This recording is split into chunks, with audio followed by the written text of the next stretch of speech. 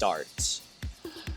What it do, YouTube? It's your boy Eli the Rebel. Welcome back to the channel. This is PPL Heat of the Week 2, episode 2.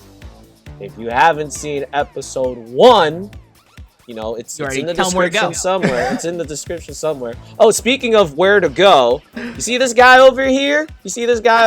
He's back. He's back. You're right. We are back. Yeah, we're pretty hyped. I mean, we got some cool sets. Honestly, it's funny enough, one of the mons that is on the podium this week is arguably my least favorite Pokemon. So yeah, you're gonna see some goofy mons this week for sure. It was a very funky week. Week 2 was a very funky week. It was. But I'm gonna spoil week 1 in 3, 2, 1. Okay? Now that you've wonderfully have seen. Oh, nope. And now he's doxing his text messages.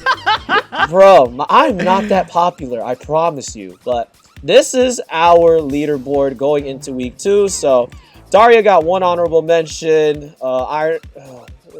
Yeah, that is Iron Boffin's got a bronze. Bronze. J. Ricky with the silver and Ellie with the gold. So we're gonna tell you guys whether that changes or whether things are different. I mean, it's only week 2, so it would be very surprising if we see another entry from one of these 4. But without further ado, now I usually what did I do last week? KJ, remind me. What did I do last week? Was it honorable mention or Eli tier last week? Last week it was honorable mention. This week, I feel like I don't know. I feel like this could be Eli tier. I feel like I don't know, man. I feel like this is something you would do, and like I highly disagree with you. Honestly, you know what would happen? I think it's the item. Here's the thing. I don't use that item that often. I think the last time I used that item. You would suggest it. You would suggest it to me, and I would be like, "Yo, that's not a bad idea," and I'd use it. And my shitty luck, I'd end up. What happened to this person would happen to me.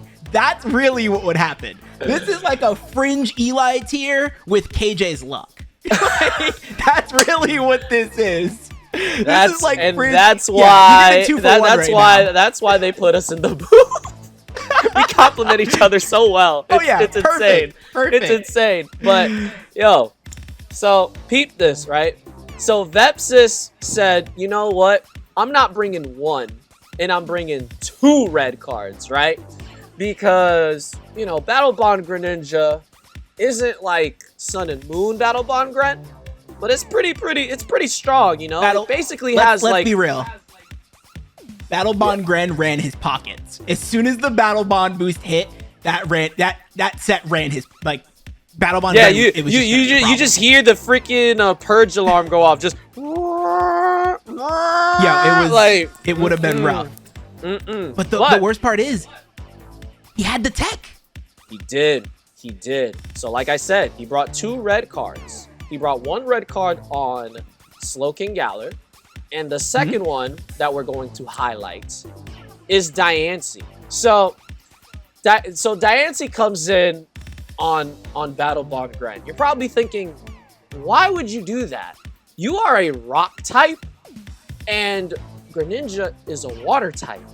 So you would think, and this is end game too, mind you. Yeah. This is end game. We're talking like 20 minutes. It was Scarf Me and Chow in the back. Yeah, he had Scarf Me and Chow in the back to try to clean up. And here's the thing, the tech was that Diancie was supposed to endure the hit, right? But Shroom's luck was absolutely insane. He missed the Hydro Pump at literally the most perfect time possible. If the Hydro Pump landed, he would have been red carded out. But he missed. And then he would have lost the speed boost. He would have lost the speed boost from Battle Bond. And then because you only get it one time and one time only. Exactly. But he missed the Hydro Pump. And the saddest part about it all was like Vepsis tried to endure again, and it failed. And then the Hydro Pump landed, and that's how Shroom won. It was right there. The script writers were cooking for Shroom that day. Tell you what, man, those script writers, they were like, oh man, this detective is getting on our case. Let's write this in there. Let's write this in. We gotta rig this a little bit. He knows too much. he knows the script. Hold on, let's change it right now. But I'm very, very, like, KJ and I are going to tell you, Vepsis, right now, we are so sorry that happened. Agreed. I feel your pain. The odds Vepsis, of that I feel your happening pain. are so minuscule. So I don't know what you're going through, but our thoughts and prayers. It's all good. Yo, you bounce back. You bounce back. You're a good player. You bounce back. Keep bringing heat. We love to see it. We love to see it. We love to see the heat. Yeah, and had the heat worked, you probably would have been easily on the podium, maybe taking gold. Oh, for sure, because that would have won. That would have won the game. Straight up, that would have won the game. But unfortunately, it's going in the honorable mention tier. Unfortunate doesn't begin to describe. You know the rest of the soliloquy. So, KJ, tell him who got bronze though. Tell him who got bronze though. Yo, bronze. Okay, so this Pokemon, I hate this Pokemon with a passion. I think it has the most punchable face in existence. I can't stand its face. The only Pokemon I think I dislike more is its pre-evolution. And that's really so. Dang, the whole line is just getting roasted. The whole line is trash, in my opinion. I hate it. It's got a creepy hand for a tail. Like, nah, get that out of here. But tough. Yeah, so Iron Boffin brought a pretty dope set, I will say. So you think when you think about like gems in Pokemon, you're thinking Gen 5, right? After Gen 5, they pretty much got rid of all the gems, other than Normal Gem. And Iron Boffin decided, okay, I'm gonna bring Normal Gem Ambipom. Now, that's like, okay, cool, like Normal Gem Ambipom, and it got a kill, right? The Normal Gem fake out Ambipom got a kill. So that was pretty dope.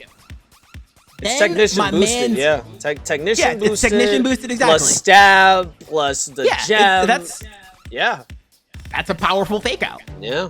But then on the Piloswine that came in, Mans clicked Covet and yoinked the freaking Eviolite. That was so funny. I was just like, hilarious. Yo, like, watching Aim's side too, he was like, hey, get that back. Yo, that was good. Out. It was good prep, Chief. Woo. It was good prep, and Piloswine is one of those mons. I mean, a lot of Eviolite mons that are kind of pretty defensive. Like, they can be hard to break if you can't get rid of their Eviolites, right? And Covet was a good way to do that. Like, that was a really good way to try to weaken the Piloswine and like make it less bulky, right? So, and like, shout out to I believe, and one last note is that, like, normally I believe, correct me if I'm wrong, but Ambipom does get knockoff. But again, I'm going back to the whole technician thing. Covet is base 60 power, so it's actually getting a technician boost from stealing, said Eviolite as opposed to knocking it off, which adds a little more spice into there. But it's really only I'm not gonna pretend like I've ever used Ambipom. I think it does get knockoff. Can confirm. Yeah, but again, Covet is technician boosted, whereas knockoff isn't. So it's actually more powerful and it's stab, to steal the item. Oh, it's stab. I always think Covet is like a dark or fairy move. I'm pretty sure Covet is normal. Is normal type. Huh. Yeah, I'm pretty sure. Cool. The more you know. It is. Yeah, Covet's normal. But it's only in bronze tier because like it immediately fell over to Ice Shard, which I'm pretty sure KJ is like very, very happy that it finally like got please off don't the let board. yourself get swept. Please don't let yourself get swept by an Ambipom. Please don't do that. Don't let yourself get swept by Ambipom. No. You're gonna hear it from KJ for like for a very long time. It's like first it was the air cutter freaking rant, tangent, whatever you want to call it, and now he's gonna flame you for losing. See, it's not that Ambipom's Palm's bad. It's just I hate it. That's all. It's not that it's bad. I just hate it. I hate looking at it. Like it makes me angry. It makes me all right. We don't have to look at it any longer for your health. For your good, for your health. Right, tell us about number 2, which is actually a Pokemon that I really love, and I want to see it shine. So I was hyped about this. Yeah, this is I love this Pokemon too. Okay, like this is you would agree with me. This is a Ranbat's god. Oh, this is a Ranbat's demon.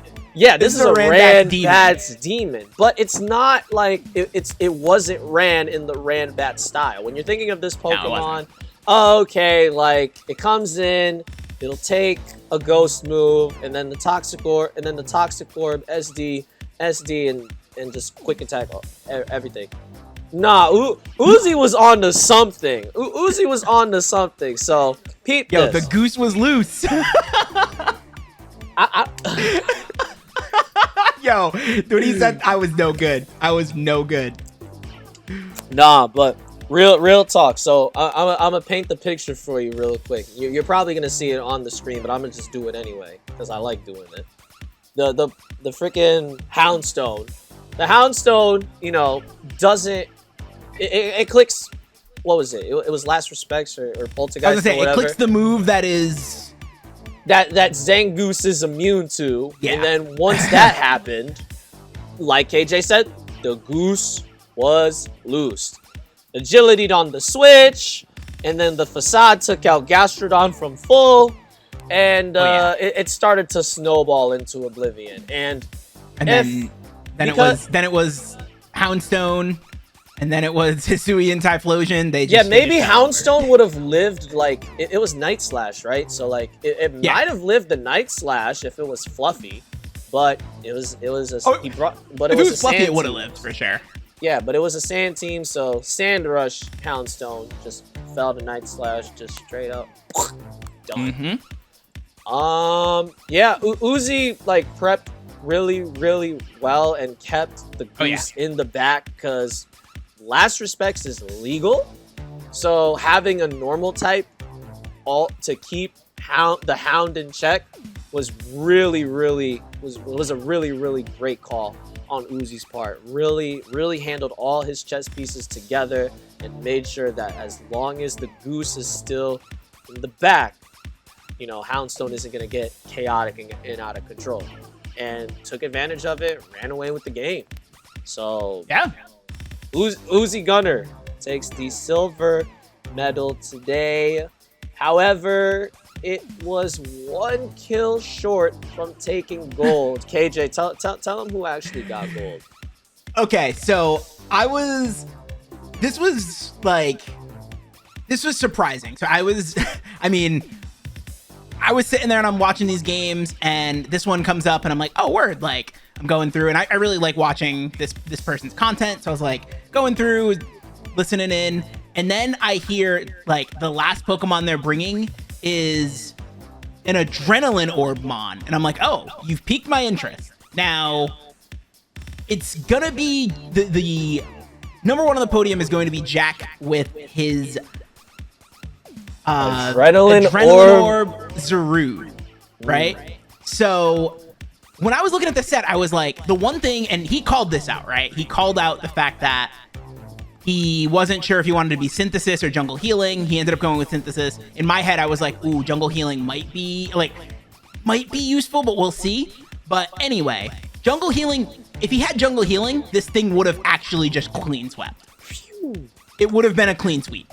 But he had Grass Stab, I believe he had Power Whip, and Acrobatics with Synthesis and Swords Dance. And it was like, the Tauros came in, the Tauros Blaze came in, procced it after he had already SD'd, and the Acrobatics just absolutely erased the Tauros. Bye-bye. And then he proceeded, before that, he killed the Terragrass Glamora with a Power Whip, and then came in Mammo, I believe. Or no. Or after Tauros. After Tauros, I think it was Mammo. I think. And then after that, it was the Hisuian Electrode, and that's when he got static parried. If that didn't get static parried, it would have been a wrap. Because then after that, the Hisuian Samurai was able to clean up see, when I have the Zarude. Hisuian Electrodes and I put static on, nothing happens. But when I see somebody else's Hisuian Electrode get a static para, like, come on, bro. Man, I don't want to hear about it. You parried my bruh. What do you mean? Wait. Oh no, that wasn't. Nah, you're good. That wasn't Electrode. I had Electrode in that game. The Electrode just got like crit or something. Oh. Yeah. Yo, Dreadnought in the cut, man. What can I say? We're getting a little off topic, though. Oh, of course. We always do. But no, the Zarude was absolutely heat. It was great into the team. Great prep. Absolutely fantastic. Like, I love to see a Adrenaline Orb set work. Yeah, and also, also, I think... Because its literally only use is, like, okay, like... If it worked, like, okay, with any, like, stat drop, like, if it included, like, defog, for example, that would have been cool. It literally only procs with Intimidate. It literally only procs with Intimidate. That's it. Called out the Tauros Blaze being Intimidate as opposed to, like, I wouldn't say Kunchu is a terrible ability, but it has that. So, the prep would have been... Like, this set probably wouldn't be on the podium if the Blaze ended up being Kunchu instead of Intimidate, but sniffed it out. It wouldn't have been. Like, it wouldn't have... The orb wouldn't have procced Eli. Exactly. It wouldn't be on this list. It wouldn't be on this list, but... It would have been a dud. Like, yes! If the orb didn't proc, it would have been a dud. But the fact of the matter is, it did. It was great prep. It was a great set. And yeah, that's gonna be our top 3 and honorable mention this week. So we got Vepsis Diancie at the honorable mention tier. We got Iron Boffin taking bronze yet again, this time with the Ambipom. We got Uzi's Zangoose taking silver, and we got Jack aka Gravy's gold medal winning Zarude. So. You know what's crazy? Like, freaking, I'll just hold it again. Like, aren't these two engaged in the gold medal tier? I find that hilarious. Hey, they're cooking this season. They're cooking. So they just go across the room, like, and just cook for each other's sets. Like, what? How does that work? How does that work? Can somebody explain that to me? You're getting off topic, dog. Somebody explain that to me. I'm probably going to get an editor's note telling me to shut up, but... What are you bringing me into this for? I don't know if they build for each other. You know what? Asking you shall receive. Shut up, Eli. But it's a genuine question. Do Ellie and Jack create their own heat, or do they ask each other if they live together? It's a genuine question. I swear if I see the editor's note... I mean, you brought this one on yourself, brother. All right, y'all. We're going to get out of here. So we appreciate y'all. We'll be back for week 3 of PPL Heat of the Week. And with that, it's been your boy, Live the Rebel. I'll catch you guys next week, man. Peace. Peace.